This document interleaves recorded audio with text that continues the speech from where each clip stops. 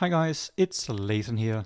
This time with a video that I really wish I didn't have to make, but some things just have to be called out, and this time I am forced to direct my criticism at none other than the human sunbeam, the emperor of comics and second best dressed man in Comicsgate, Mr. Ethan van Sciver. The best dressed man being, of course, none other than Shane Davis. Oh, it's fucking really gay. It's not that gay. So what is it that needs to be called out exactly? Well, I think it's time that we address the horrors of Ethan's eBay store. Boy, did I burn my fingers on that one. Now, I take no joy in having to criticize Ethan. I like Ethan. I think his comic books are excellent. He's a great artist and storyteller, and he's a gifted entertainer. I spend way too much time watching Trashcast when I really should be doing something more productive. And yes, I'll admit that it's very flattering to be featured on his show every now and then. Lathan Devers. Lathan Devers, meanwhile, top-notch detractor. Top-notch detractor, man. Now that's a badge of honor right there. But flattery or not, me liking Ethan will not shield him from the rightful criticism that I'm about to launch his way. And while I make this video with a heavy heart, I do assure you that my criticism is entirely and strictly in good faith. There's no such thing as good faith or bad faith criticism. Oh boy. There's valid criticism and there's invalid criticism. Okay. Well, then let's see if my criticism is valid or not. Basically, I have two issues with Ethan's eBay store. The first issue is that everything is super disorganized. Now that's fine if you already know what you want to buy, but other than that, the store is not exactly welcoming to the uninitiated. Everything is in one big pile. Comic books with their many variants, toys, trading cards, posters, apparel. Sure, there are some categories, but these are standard eBay ones, and frankly, they are beyond useless. Just to point out the absurdity, the toys and hobbies category contains a single toy, and a package that contains all toys is sitting under kitchen and home. Imagine you are a new customer. You have heard about Cyberfrog, seen the trailers perhaps, or some reviews, and you want to get in on the action. Which book should you buy to get started? Well, the store is certainly not going to help you figure this out. There is only one single item that is explicitly called Cyberfrog number 1, and that is the Chromium edition of Bloodhoney for $50. $50? That ain't cheap. Certainly not to get started with Cyberfrog. Oh, but what is this? There are some other items that are also called Bloodhoney. We have a MAGA variant with Donald Trump on the cover. That's a little sus. Would you please get your politics out of my comic book? Oh, but here's also a version for $25 with logo. Okay, but the others also have logos. And then what is this? Bloodhoney Drained? $35? Is that just the full title of Bloodhoney, or is it a different book? Let's read the description on one of these to find out. This one really makes me laugh, because there is no way this was written by Ethan. This was written by somebody who had no clue what Bloodhoney Drained is, and I'm guessing that this was actually done by an AI. Introducing Cyberfrog Bloodhoney Drained, a thrilling US comics series that will keep you on the edge of your seat. This limited edition Salamandroid cover, featuring acetate art by Keown, is a must-have for any comic book collector. Join the adventure of Cyberfrog Bloodhoney Drained, which explores the themes of tradition, serious title Drain, and collectibles. What? That doesn't make any sense. This comic book is perfect for fans of comics and graphic novels, comic books and memorabilia, and collectibles. Get your hands on this exciting series and experience the thrill of Cyberfrog Bloodhoney Drained. And then, kind of as an afterthought that was written by Ethan, this is an art book. It's the line art interiors for Bloodhoney and contains no color or balloons on the inside. Okay, then I guess we're back to square one. The whole thing is not exactly helped by no two item descriptions being at all similar. It's not unusual that Ethan will run a promotion, rename the title, and then forget to put it back after the promotion is over. So you end up with MAGA Monday and Cyberfrog Monday 50% off sprinkled all over the place. All of this has pretty much been my experience when I first got interested in Cyberfrog. I had my credit card out, I was ready to buy in, but I was also confused and had no idea what to buy, so I just didn't. It wasn't until Ethan ran another promotion and put together a nice package that I got in on Cyberfrog. The package contained issues 1 and 2, as well as a few side stories and extras, and it was immensely popular. Ethan sold 200 of those packages within a day or so. Surely the price made this very attractive, but I would argue that unburdening the customers from having to sift through this wild assortment of haphazardly described articles surely added to the sale's popularity. Offering this package deal also helped bypass the second issue with Ethan's store, and that is the way shipping costs are handled when purchasing more than one item. You'd think that buying 2 comic books instead of 1 would do very little, if anything, to the shipping price. After all, 2 comics will just as easily fit into a Gemini mailer as a single comic would, and the actual postage cost is certainly not going to double, if it increases at all. But Ethan's store does not take this into account. You want to buy 2 comics, shipping will be doubled. There does seem to be some mechanism behind the scenes doing a calculation for combined costs, but it's clearly not working the way you would expect. No, it certainly does not cost $60 to ship 3 comic books to Europe. There's just no way. Now, Ethan does seem to be aware of this issue, but his solution seems a little unorthodox. Here he is explaining it to a customer from Australia. Maybe buy all of the books and have one shipping price, because what happens is on our eBay store, if you buy a bunch of comic books, you'll get hit with all the shipping prices, but then you send a note along with your order. Send a note, say, "Hey Mikey, could you refund the excess shipping?" And Mikey will refund back to you the excess shipping, so you'll only pay one shipping price or the total amount of shipping that it costs to send. And comic books, they're all going to go into one Gemini mailer and ship to you all at once. So you will save money on the shipping if you buy more Cyberfrog books now. Like to ship a book is probably like $42 Australian to Australia from here. But it's not going to weigh that much more to just stack 3 books together. I don't know if it's going to be it might be $45 or something like that. But I know it's not going to be $42 times 3 if you were to buy 3 books or 4 books. They'll refund that money back to you. They're going to put the stuff in a mailer. They're going to weigh it. They're going to keep the amount of money that it costs to ship, and then you're going to get a refund of the excess shipping back to you. Okay? So they do it all the time. People are very satisfied. No, they're not satisfied. At least I'm not, because in my case this went completely sideways. I will explain what happened to me in a moment. First, let me point out that people will of course not know about this excess shipping concept unless they are regular viewers of Ethan's show.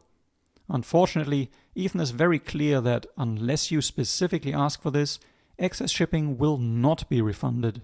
Yeah, don't forget to ask for combined shipping. They do refund it. If you don't ask, they don't do it. So that's just the way it goes. Make sure that you ask. Which begs the question, if you don't ask for excess shipping to be refunded, where does that money go exactly? Is this some sort of twisted tip jar concept? Does it go towards the pie fund? I mean, why should customers have to pay more for shipping than it takes to, well, ship the items? But even if you do know that you need to ask for this refund, there are other issues with this concept, as Ethan is slowly realizing here. All right, here we go. The issue is I don't have the money to cover. Yeah, I can see that. I understand how that's a possibility.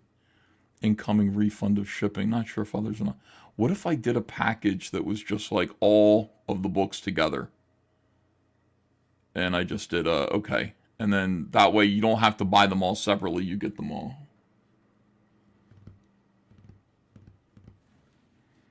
That's interesting. Let me do that. So the whole thing is not exactly streamlined, and unless you can get Ethan to make a custom package for you, you'll just have to front the shipping cost and hope that by asking for a refund, the final cost will come down to something reasonable. This is what I did a while back, and unfortunately it did not turn out as expected. I took advantage of Cyberfrog Monday last year, where Ethan dropped the price down to 50% on most items. Because international shipping is expensive in any case, I saw this as my chance to go and buy big. 3 Cyberfrog toys, couple of books, fashionable all-caps headwear. Oh yeah, baby. Because the nominal shipping cost was quickly mounting to something absolutely ridiculous, I reached out to Ethan on X asking what kind of final shipping cost I should expect after having the ominous excess shipping refunded. He estimated about $80. That was good enough for me. I decided to place the order for a total of 10 items, and I paid an upfront shipping fee of $205. As instructed, I asked for excess shipping to be refunded. The total amount for the order was frightening, but I was going to get a good portion of that back, right? Right? Over the course of the next few hours, I got various messages from eBay, including notifications of various refunds, but something wasn't right. There were 3 refund notifications, but the amounts were rather small. The biggest of the 3 wasn't actually due to excess shipping, but because the baseball cap that I had bought and paid for was not actually in stock and therefore would not be shipped. My heart was broken.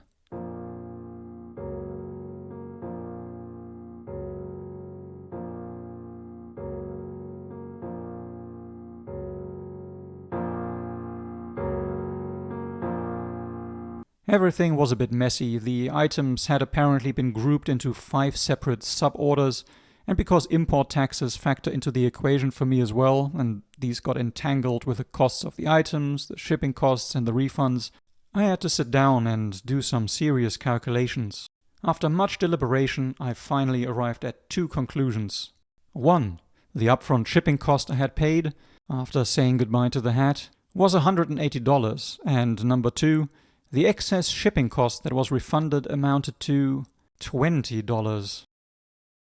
I was shocked. I reached out to Ethan on X, but I got no response. A friendly user suggested that I reach out to cyberfroghelp@gmail.com, which I did, and after a few days, I did receive a short message from Andrea. She apologized for the situation and informed me that an additional refund would come my way. That additional refund amounted to a further $37, which put my total shipping cost at $123. Mind you, at that stage I had not received my order yet. Because things had somehow gotten split into multiple sub-orders, I was fearing the worst. In the end, however, my expectations would be exceeded. That is to say, that it was even worse than I had expected. First, I received a medium-sized package containing mostly empty space, as well as a single Cyberfrog action figure. Next, I got a padded envelope containing a Gemini mailer with a single comic book, and the first of 2 beanies. I then got a second padded envelope with a mini-comic and the second beanie I had ordered. And finally, I got a large package containing more empty space, 2 toys, the final comic, and my Cyberfrog sticker sheets. Frustrated, I checked if everything would have fit into the big box, and yes, it would have. Comfortably, I might add. It felt like I had ordered a set of Russian dolls and they were sent to me individually. My order easily could have been sent to me in a single package. If weight was going to be a limiting factor, fine, let's take the Gemini mailer out and send that separately. So much for the excess shipping. This should not have cost $123. I had taken a big leap of faith and fallen flat on my face. Doesn't feel good, to say the least. I sent another message to Andrea, but I haven't heard back and it's been a couple of weeks. And I don't really feel like pestering Ethan's wife about the screw-up. It just doesn't seem right. Okay, but I don't just want to sit here and bitch. I'm all about solutions, and the good news is that all of this can be fixed. Ethan, if you're listening, please allow me to address you directly and let me tell you, you can do this. We can do this. There are 3 simple things that you can change that will massively improve the customer experience and reduce frustrations all round. The first step is a real low-hanging fruit. I can't stress enough how simple this is. In fact, it's so simple that you can do it right away. The first thing you need to do is to refund me some more money. The way I see it, you owe me $50. I was prepared to shell out $80 for shipping, and that would have been plenty by the looks of it. And you can feel good about it too, because I'm just going to spend it on one of your campaigns anyway. Now, while Ethan is busy issuing that refund, I would like to ask everyone else if you wouldn't mind providing me with some much-needed emotional support. I have the usual suspects celebrating that I got shafted by Ethan, and that really just adds to the emotional scarring. I would really feel a lot better if you guys subscribe to my channel, hit that like button, and maybe offered some words of encouragement in the comments. Thank you so much.